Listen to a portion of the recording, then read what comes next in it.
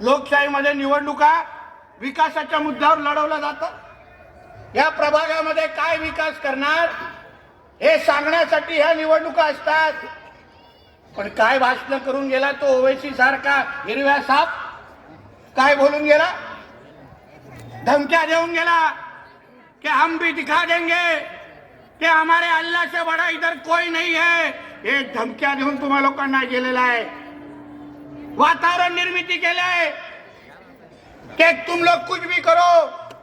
16 तारीख को अमरावती महापालिके के ऊपर एक मुसलमान समाज का ही महापौर बैठने वाला है, असं तुम्हा लोकांना आवाहन करून तो गेलेला आहे, धमक्या देऊन गेलेला आहे। याच्यावर तुम्ही काय करणार नाही?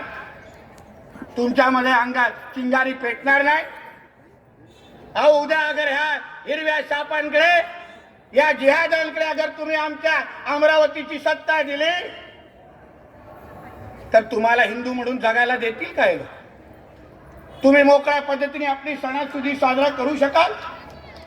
दिवाळी, होळी, नवरात्र हे जेवढे आपले हिंदू सण आहेत त्या तुम्ही साजरा करू शकाल?